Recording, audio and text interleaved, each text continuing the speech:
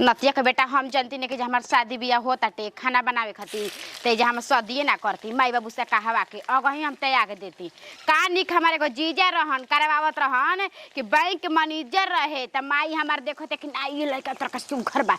बा का हो गलू करिया रहे त करिया हमरा के मानत तू जाने हमरा के पैसा कोड देत नहीं मुंहती ना नु जाया के का मुंहता नहीं भुंजाता नहीं चूल्हा भिरी माई देखतिया लगता कि आदमी जब मर जइहन का हो बौछी मछरिए छनबू। हाँ जी बोली का कहताई एक दिन हमरो के चिखाई तरवा के तो हम रोज चिखावे के मौका दिना रवा चिखम तब नु चली एक दिन चिखाई तबे ना रोज रोज लावल जाई कहिया चिखम बोली अभी कहीं यही दिन चिखम अभी एजिगे चिखम कि बाद में चिखम एजे चिखा का दिक्कत बा अच्छा एजे चिखम हमें बड़ा पुरानिया निहन बात बोलनी धरी खाई चिखी पहले लौरा खाई तब ना खाई का है हमरा से प्यार करनी है कि हमरा जूठवा खाई बे आ धरी खा लेताई खाई खाई लो भौजी खा लो हमरा हाथ से प्यार बना लो। बाप रे बाप रहुआ आते से खाई खियाई चल रहुआ खाई अब तारा का घर है नहीं थे बोला तो एक दिन तार बहनिया के लिया के मारे मछरी हमरा घर तो गड़ा ही बाटे आ हमर बहनिया ना मारी हम रहुआ साथे मारा बोली काम काहे भौजी चले एक दिन हीर के मार देती बर्दाश्त कर लेबू। हम तो बर्दाश्त कहिए ले रहुआ बर्दाश्त कर लेम नु हम तो कहिए ले बतलाई कर लेम कि ना कर लेम हम तो कह लेम काजी आ रहुआ कहाँ से ऐसा बात सीख लेनी पुरानिया निहन भौजी आई तो अपन बहनिया लग तनी से टेस्ट करवा देवेला। अच्छा कहीं से बात विचार चलेला का कि शादी बियाह कसम हमरा करे के बाटे का है शादी होई तबे ना बनाई तो खियाई तो तेलो लगाई तहरा के बाप रे बाप ना ठीक है बाटे जी। अरे साला का करत रे कुछ ना भौजी ने बतिया भौजी ले बतियावत रे कैसे के हली साला विध भ के बोइए बाड़े आ पहाड़ भ के बात करत रे तू करब तो हम ना करब ठीक कहते हाँ हम करम तो तूहो करबे। अच्छा का है जी एक दिन तो इनकरो तो मेहरारू आइबे नु करी हन एक दिन जैसे रहुआ पुरानिया का मामी जी कहत रही कि जहे ना तहे ए बहू जहे ना तहे पैट खोल के कोई के मारे चल जात रहे तो सही इहो तो टिराहिया करते बनी भौजी संगे मजाक करते बनी बताई ना ना बढ़िया बनावो खियावो एकदम एकरा के सटैले रह कोनो दिक्कत नहीं है। अरे साला हगो तो गांड धोवाते नहीं के आओ तो भैया बात बतियावे का है जी लइका का मार के भागा देनी केतना यहाँ के एगो देवर दुलारुआ बैंक की धम से हरदम मजाक के हमरा से खाली करत रहे नी हाँ कहतनी अरे बाप हमरा बुझाता उ काहे तारा भी परिकल रहता जब देखो तब घुरियाई कहां से हां कहां से अभी आवती रुआ कहां से हां अरे बैठो नहीं बहरी कबे से तोहरे इंतजार कर देंगे कब चिलइबू हां मैं हां आ तार का ठुसवाई मुंह में तारा विचार बाकी ना बतावा ना है चूली तरह हम जरिया मरी अरे तो का करबू का करबू हां नतिया हमार किस्मत फूटा रहे कि ऐसन घर में ऐसन मर्द पे ऐसन सास ससुर पे ऐसन गोतनी पे हम आईनी। अच्छे तो का है तार बाबू माई के आंखिया फूटो रहे का उ देखले ना रहन हमरा के तो बाबू माई ना जानत रहन के जा के चूली झोके पड़ी हमरा तो का है घर अपना एथी पे का खाए बनावत रहो हीटर पे का बनावत रहो ना जा घरवा देख ली ह के कुछ पर खाए बनावत रही अच्छे के मतलब तारा घरे गोइल नहीं खी ना हो गोइल नहीं खी ना हो आई हमरा के पहली बात बताओ कि तू भौजी जो तू काहे अजुरा तो हरदम तू भौजी जो रे काहे जो तुमका से तारा का पैरी बा त राउरो इहे ने कहा नाम बटे कि सब कोई बैठे आ तू थरिया बांध के दा धो के दा खाए बना के सब दा ठीक बाटी ठीक वाली फलाना बो आ जे दिन ना कइली ओ दिन घर में महाभारत लिखल बाटे। अच्छा एगो तू बात बताओ हमरा के का हो तू का चाहत हलू हमरा से हमरा इज्जत के एकदम कचड़ा बना दी आ हमरा इज्जत के एकदम हौ झंडा एकदम खूंटी पर लहराई बड़ा और इज्जत बाटे इज्जत तो कारा और बचल बाटे बताई ना मेहरार के घर के शिकायत होताटे इज्जते बचल बाटे माने तार शिकायत के करता हम करता नहीं के करता भौजी करता कि हमर भैया करता के करता तार भौजी जी हां हमर भौजी जाके माने गांव में भुंझोड़ा पीटो तरीका जब मोबाइल लेके हाथ में झमका चलता ना फोड़ दे एक दिन फोड़ दे देखत रही तू ऐसे कि तार बाबू देले बने मेनू सोगरी से घूम फिर के आके मोबाइल पे खींच निकालता रे हैं तू जोन कहल चाहता उ बतिया हमरा के बताओ ना का टाइम मतलब रवा का किसी नहीं खेलो कहत दिन भर हमें जे गोट ठठावत रही सबको खियावत रही पियावत रही त ठीक बाटी ना त कह दी घर में बंटवारा कह दी कि एक टाइम तू खाना बनावा एक टाइम ही हमर मेहरू बनाई एक टाइम तू बर्तन माजे एक टाइम ई काम क्लियर एकदम कौन झझटोला काम बाटे तोरा के बियाह क के यही खातिर लेल बनी हैं कि एक टाइम तू खाना बने एक टाइम भौजी बने हां हैं तू बतिया हमर काहे ने का समझत कि दिन भर हम ही जाए ठठाई तोरा करे के बा ऐसे कि हिती चुकले हते चका हमर भौजी हमरा के कहले बड़ी खेले बड़ी पहनैले बड़ी नहिले बड़ी धोइले बड़ी आ तोरा आइल बड़ी तो तोरा करे के बा त तहारा के ना कइले बड़ी हो कि हमारा के कइले बड़ी काहे ना तू बतिया हमर समझाते अरे तो तू एगो बात बताओ तोरा के नहीं के तो हमरा कइले बड़ी नु तो हमरा कइले बड़ी तो तू सोच के हमरो उनकरा के करे के बा ठीक बाटे उर और भजिया न करिहन और बहिन को हुलट बारी ना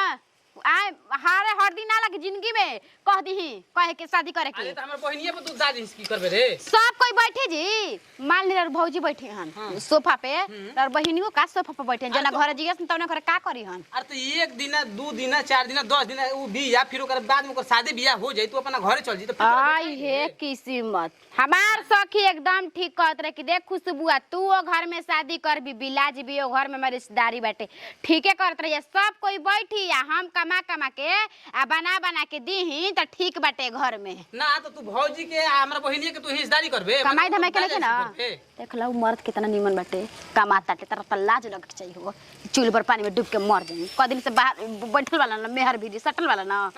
हां हां हां करता ड बुझाए के ना सुझाए के जय जैसे बात का है तो हम माने बाहर चल जाई तो झगड़ा झंझट खत्म हो जाई हमरा के बाहर लिया के चला हम जना रह सुन ले जब से बहिन के शादी ना होई हनो तब से कहीं नहीं के जाए के ये सब के बारे में तोरा सोचे के नहीं के तू चुपचाप बनाओ खियाओ सबको जोरे बढ़िया से दूर ठीक बाटे बनावा तनी खियाव तनी अभी बना दे रही ना तू खा लिया भर पेटा सब कोई खा के सूती सांझी की तू देख ली है आज महाभारत का कहले कि महाभारत करम पूजन तड़े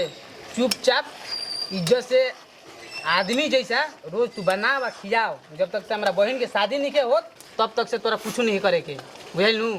आराम से बनाओ खियाओ एकदम चैन से रहो और रहे दे हम जातो नहीं आज ई दिमाग में अपना बैठा लिए कि हमारा का करे के बा ना तो तोर सोच ले झूठा का बार दे हम तनिको खबर ले तो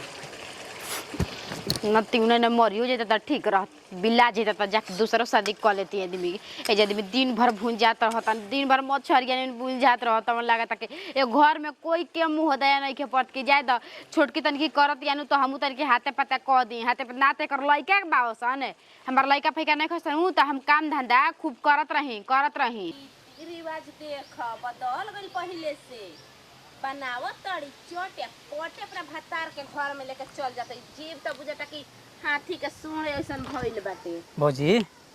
का बोल तोड़ू हो का कह तोड़ू का हमरो से का खिसेल बड़ू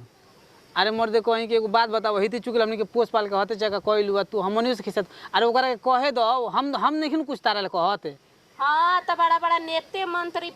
पलटू दा सोजतवन त आजकल देवर है आ देवरानी में का रखल बा अरे का तू ई सब बात बतिया अच्छा एगो बात बताओ हम कुछ कहनी है अरे तू हमारा हम नहीं कुछ कहत हो तू जोन कहत हो तो नहीं हम करत नहीं अरे लोग का करत ओकरा से मतलब नहीं कि हमरा से तू मतलब रख हम जैसे बानी ठीक बानी नू ए भौजी ऊ जोन कहत या हम करत नहीं तू खाली बताओ हमरा के ए देवर जी देखी रउआ नहीं करत मगर ऊ तो बुझाता रहे कि साढ़ीन जैसा घर में बिया अरे तू सारा घर से आइल बिया ओकरा अभी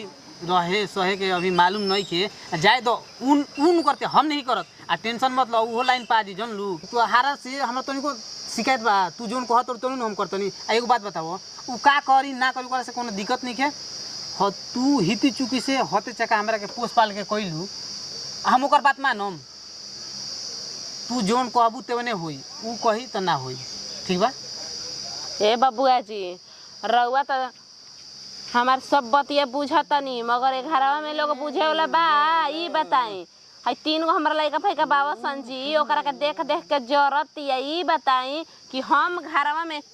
अकेले रही तो हम ना करत रही रउआ सबके पैंट तक से न खींच लेबे गांड तक से न धो ले बनी तो भौजी वही बतिया के लेके हमनी के न चलतनी